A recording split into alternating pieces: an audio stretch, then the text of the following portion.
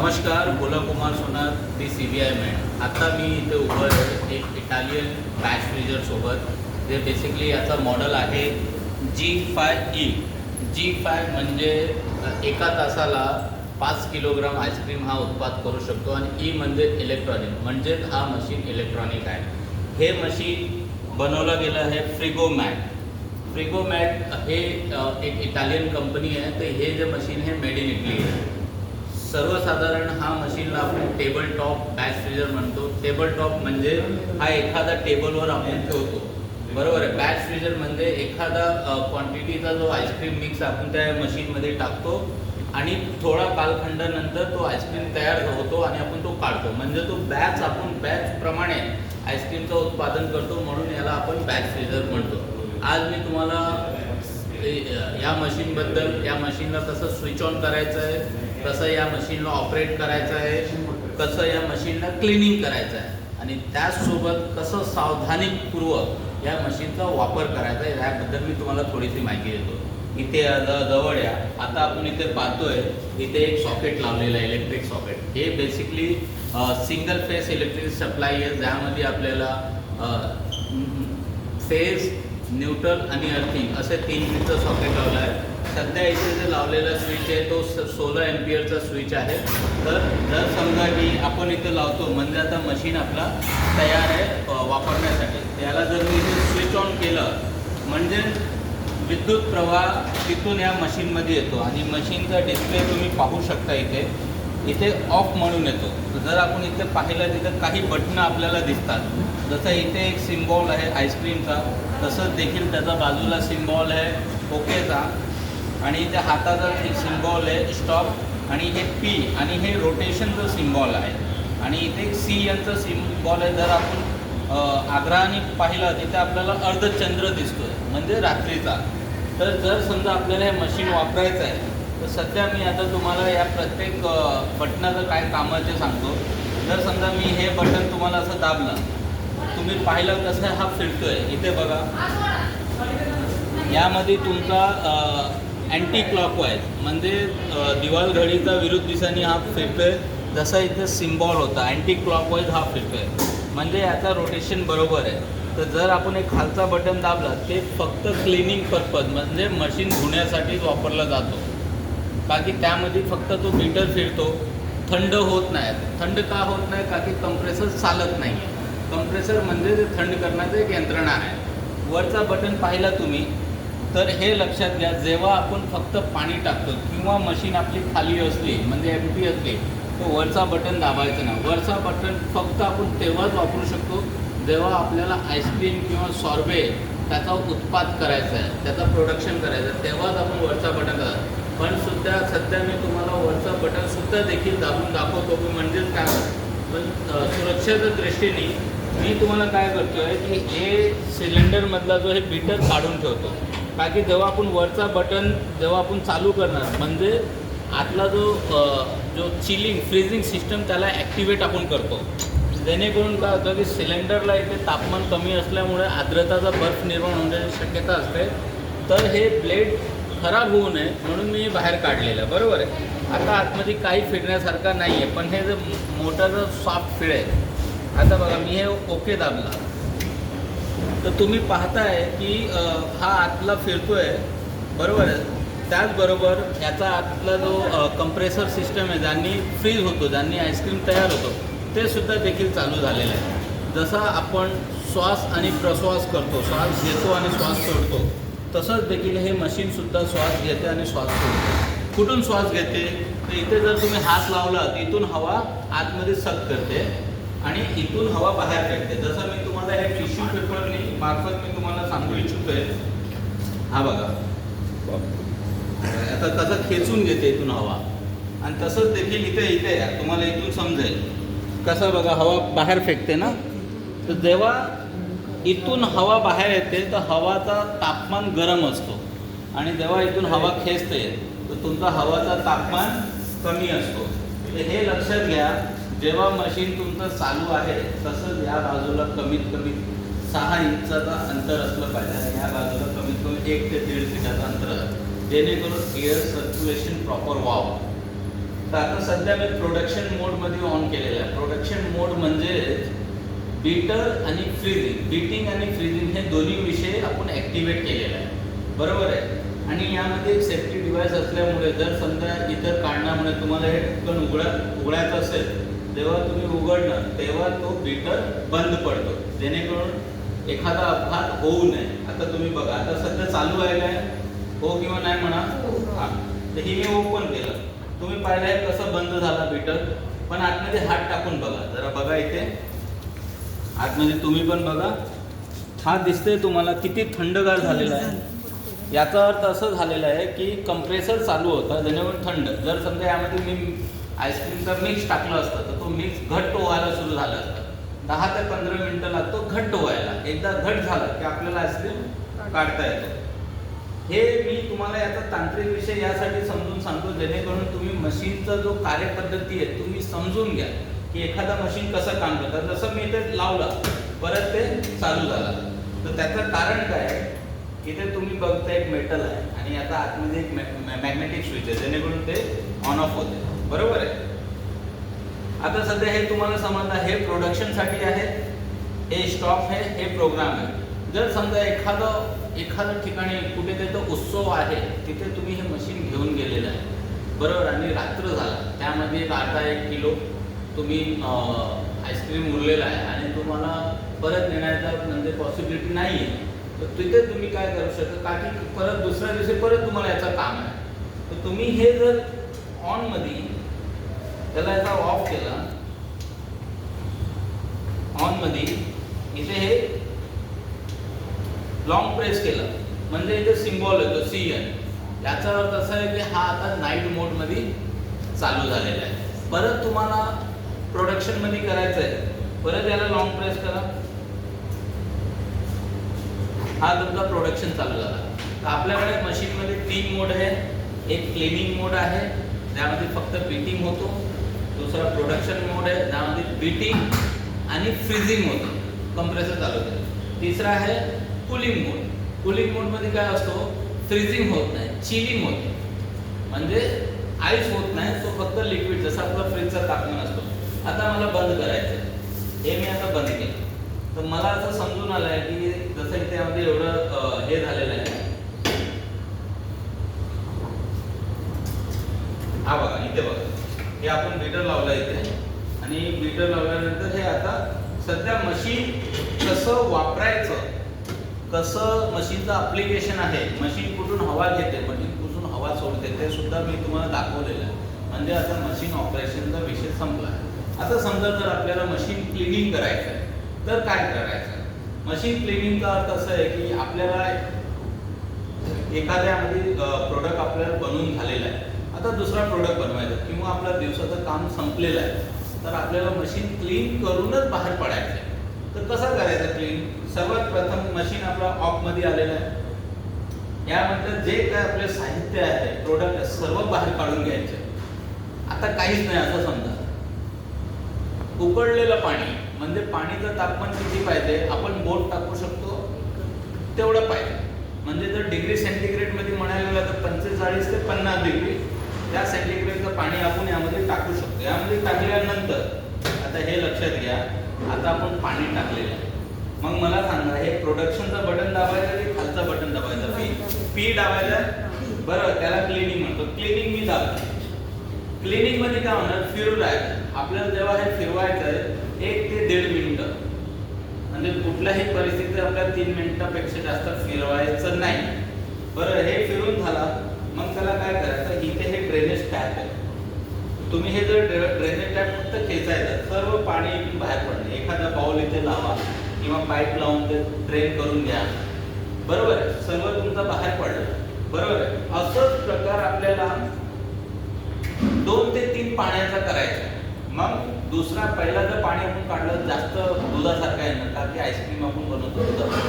दुसऱ्यांदा केलं जरा कमी येणं. तिसऱ्यांदा कदाचित एकदमच क्लिअर पाणी येणं. मग आपल्याला समजलं की आता बाउलमध्ये काहीच नाही. मग आपल्याला काय करायचं, ते ड्रेन करून चौथ्यांदा किंवा तिसऱ्यांदा पाणी यामध्ये टाकून थोडा आतलं धुवून घ्यायचं पूर्ण. धुतल्यानंतर हा बीटर काढणं गरजेचं आहे. जसं मी हे बीटरचं वरचं नॉब हा काढला, हे स्क्रू सारखं आहे आणि हे बीटर बाहेर काढलंय. बीटर बाहेर काढताना एक हाताने केलं, दुसरा हात त्याला सपोर्ट मध्ये लावायचा आणि बाजूला ठेवायचं. आणि आता हे जवळ आहे, जरा तुम्हाला हे सांगतोय स्क्रॅपर ब्लेड कसं आहे. हे स्क्रॅपर ब्लेड बेसिकली 2 नटवर आधारित आहे. हे बघा, तुम्ही जर याचं डिझाईन बघणार तर एकामध्ये लॉकिंग सिस्टम आहे, दुसऱ्यामध्ये होल्डिंग सिस्टम आहे. हे असं लावून आतमध्ये प्रेस केला हा फिक्स होतो. तसंच काढायचं असेल तर बाहेर करायचा आणि इथून बाहेर पडतो. तो मोजून आपल्याकडे तीन पार्ट आहेत, बीटर ब्लेड आणि बीटर नॉब. हे तिन्ही पार्ट बाहेर करून आतला विषय धुवून घ्यायचा पांढरा. धुतल्यानंतर हा आपण ड्रेन करून घ्यायचा आणि एकदा पूर्ण धुवून ड्रेन करून तिथे काही वलासारखं नाही, म्हणजे आर्द्रता नाही, एकदम ड्राय करून घ्यायचा आहे. या 3 गोष्टीला पण धुवून घ्यायचा. आपल्याकडे असे ब्रश आहे, तर ह्याच्यामध्ये हे पण ब्रश टाकून प्रॉपर धुवून घ्यायचं. तसंच देखील छोटे ब्रश पण आहेत, तर छोटे ब्रश यामध्ये टाकून धुवून घ्यायचं. हे लक्षात घ्या, पूर्णपणे व्यवस्थित धुवून त्याला सुकून त्यानंतर आपल्याकडे लुब्रिकेशन जेल आहे. हे लुब्रिकेशन जेल आहे. हे लुब्रिकेशन जेल आपल्याला सर्व पार्टवर लावून द्यायचं. एकदा आपल्याला लुब्रिकेशन लावायसाठी एकदम थोडंच 1-2 थेंब घ्यायचं, जास्त नाही. हा जो मुव्हिंग पार्ट आहे याच्यावर लावायचा, आतल्या गोष्टी लावायचा, वर लावायचा. म्हणजे एखादा चुकून न लावता जागेवर जरी तुम्ही लावलं तरी काय प्रॉब्लेम होणार नाही. पण लावणाऱ्या जागेवर जर तुम्ही नाही लावला तर ते प्रॉब्लेम होऊ शकतो. पण हे कधी करायचं आहे, जेव्हा आपलं पूर्ण दिवसाचं प्रोडक्शन संपलं, म्हणजे घर जाण्याच्या व्यवस्थित अगोदर ते करून घ्यायचं. आपला ड्युटी काय आहे की proper machine neat and clean dry करून लुब्रिकेशन जेल लावून प्रॉपर त्याला असेंबल करून यामध्ये बीटरमध्ये हे लावायचं. हा बघा किती सोपं आहे.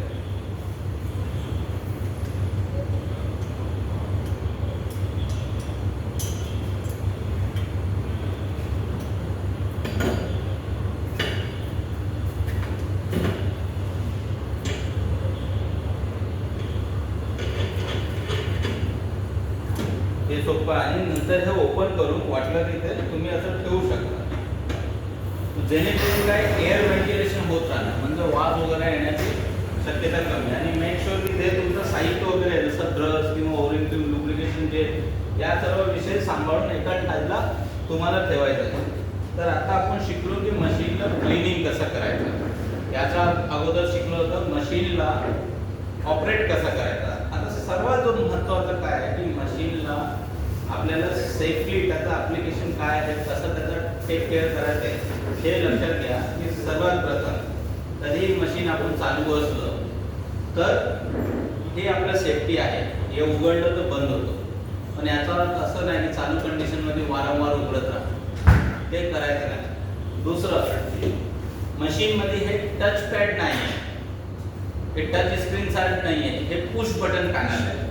पुश बटन म्हणजे थोडा तुम्हाला दाबायला लागेल, असं दाबायला लागेल तुम्हाला. आपण दाबण्याच्या वेळी राग काढू नका, प्रेमाने हळूच त्याला दाबायचं, तर तुम्हाला समजेल. बरोबर आहे, असं दाबायचं बरोबर आहे.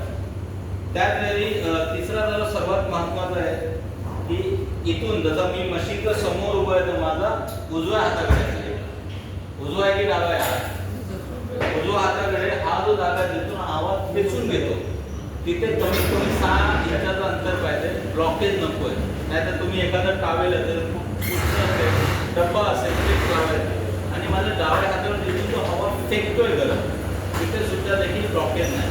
आणि सर्वात महत्त्वाचं आहे की हे जे कधी तुम्हाला असं वाटलं की एखादा विषयावर इथे प्रॉब्लेम होतोय, काय भीतीसारखं वाटतंय, काय त्याचं गडबड, इमिजिएटली न विचार करता सरळ मेन स्विच बंद करायचं. आणि जे कोण आपले सिनियर असतील त्यांना सुचवायचं की असं असं झालेलं आहे, पण मेन स्विच बंद करायचं. किंवा तुम्हाला स्वतः काय करायचं असेल तरी सुद्धा मेन स्विच बंद करायचं. कारण इलेक्ट्रिक सप्लायने आपल्याला शॉक लागणं, जीवहानी होण्याची शक्यता असते.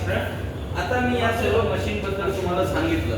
तुमच्याकडे एखादा प्रश्न आहे काय की हे काय आहे ते काय आहे?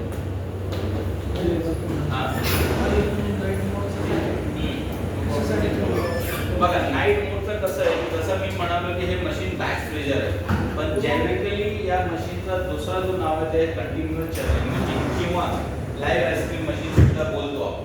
जेव्हा मी म्हणतो कंटिन्युअस चर्निंग मशीन म्हणजे जर तुम्ही यामध्ये किती प्रोडक्ट टाकलं आणि जर काढला नाही तरी सुद्धा तो 4 तास 6 तास 10 तास तो चालूच असणार, त्याचं प्रोडक्टची म्हणजे मेंटेन करणं. पण सायमेंटली तुम्ही हे मशीनला एखादा बँकेट हॉलमध्ये कुठे कॅटरिंगचा ऑर्डर आहे तिथे तुम्ही डायरेक्ट ठेवलं, यामध्ये तुम्ही काढून आईस्क्रीम लोकांना सर्व करताय आणि परिस्थिती अशी झाली की थोडी अर्धा पाऊण किलो यामध्ये आहे आणि मला घेता पण येत नाही, पण उद्या मला परत काम आहे, तर तुम्ही नाईट मोड ऍक्टिव्हेट करू शकता जेणेकरून 0 डिग्रीवर तुमचा मिक्स मेंटेन असणार. हा एडिटिंग चालूच राहणार, हळूच चालूच राहणार. आता जसं मी तुम्हाला म्हणालो हा सिस्टम केलेला आहे, विषय समजून घ्या. आता सध्या ऑफर हे आपलं सुद्धा प्रोडक्शन मध्ये मला लॉंग प्रेस करायचं, हा सीएन आला म्हणजे नाईट मोड ऑन झालेला आहे. नाईट मोड मध्ये कसं असतं की जो कंप्रेसर चालू असतो तो फ्रीज करत नाही, तो चिल करतो. आणि प्रोडक्शन मध्ये काय करतो, फ्रीज करतो. फ्रीज म्हणजे थंड करणं, चिल करणं म्हणजे थंड करणं. ठीक आहे ना. परत आता नाईट मोड मध्ये मला सकाळी आलो मी आणि मला आता परत बनवायचं आहे, तर मी काय केलं, त्याला लॉंग प्रेस केलं, चालू झालं माझा. तर हे असं आहे. आता बरोबर आहे. अजून काय प्रश्न आहे मला एक सांगा. जर समजा मला आता पाणी टाकून धुवायचं आहे, तर वरचं बटन दाबून फिरवायचं की खालचं हे दाबून, का असं? त्याचं कारण कसं आहे की पी म्हणजे फक्त बीटर फिरतो, कंप्रेसर फिरत नाही. जर तुम्ही वरचं टाकलं तर कंप्रेसर फिरून तो चिलिंग स्टार्ट होतो आणि पूर्ण पाणी तुमचं बर्फ होण्याची शक्यता असते, तो बर्फ होऊन पूर्ण बीटर मोडणार तो. अजून काय? प्रोग्राम सेट कसा करायचा? हा, प्रोग्राम सेट कसं आहे ना, जसं फॉर एक्झाम्पल आता हे तुमचं मी तुम्हाला जरा एक्सप्लेन करायला हे काढून घेतो म्हणजे जेणेकरून तुम्हाला समजेल मी ऍक्च्युली काय म्हणतो. प्रोग्रामचा चांगला प्रश्न. मशीन मध्ये एकूण 7 प्रोग्राम आहे. 1 2 3 4 5 6 7 P1 P2 P म्हणजे प्रोग्राम P लिहिलेला आहे ना. 1 आणि 2 हे प्रोग्राम स्लश साठी. स्लश म्हणजे आपला जो आपल्या देशी भाषेत गोळा म्हणतो ना, जरा स्लशी टाइप असतो तो. आणि 3 पासून तो जिलॅटो प्रोग्राम आहे. जिलॅटो आईस्क्रीम किंवा सॉर्बेट आपण बनवू शकतो, बरोबर आहे. जेव्हा हा तुमचा प्रोडक्शन मोड ऑन असणार तेव्हा तुम्ही याला P म्हणजे आता प्रोडक्शन मोड मध्ये हे लॉंग प्रेस करायचं. आता सध्या P5 वर आहे. P5 म्हणजे जसं P1 P2 हे स्लश साठी आहे, तसंच P3 P4 P5 P6 P7 ते जिलॅटो साठी आहे. तर जर P3 वर तुम्हाला घट्ट कमी वाटतं तर तुम्ही P4 वर चालवा. P4 वर घट्ट कमी वाटतो P6 वर चालवा, P5 वर चालवा. P6 वर चालवताय आणि तुम्हाला जास्त घट्ट वाटतोय तर P5 वर करा. म्हणजे नंबर कमी घट्ट कमी, नंबर वाढवला घट्ट वाढणार, बरोबर आहे. आणि जे नंबर तुम्हाला सिलेक्ट करायचा जसं फॉर एक्झाम्पल त्याला परत दाबा, ब्लिंकिंग होते परत दाबा. 7 8 1 2 3 4 5. आता 5 वर सेट करा, मग ओके दाबायचं. आता 5 वर सेट झाले. सध्या आपण जेवढं प्रोडक्शन केलं ते सर्व P5 वर केलेलं आहे. ठीक आहे. P5 म्हणजे P4 चा कंपॅरिझन जास्त घट आणि P6 चा कंपॅरिझन कमी घट. जर आता जेवढं आपण बनवतोय जर समजा आपल्याला अजून जास्त घट पाहिजे तर P6 वर करायला लागेल की P4 वर करायला लागेल? P6 वर करायला लागेल, बरोबर. ठीक आहे. अजून एखाद्याला काय प्रश्न पडलेला आहे? बरं, या मशीनचा मॉडेल नंबर काय आहे? G5E, बरोबर आहे. ठीक आहे. G5 म्हणजे एका तासाला 5 किलो. आता मला सांगा या मशीनला कमीत कमी किती टाकू शकतो मिक्स आणि जास्त किती टाकू शकतो? कमीत कमी या मशीन मध्ये 1 किलोग्राम टाकू शकतो आणि जास्त 1 किलो 700 ग्राम टाकू शकतो. ठीक आहे. तर मला असं वाटतंय की आता सध्या काही प्रश्न नाही उरलेले, पण जरी सुद्धा तुम्हाला काही प्रश्न असलं तर तुम्ही मला फोन करू शकता आणि माझा नंबर आहे 9967149769. Thank you so much.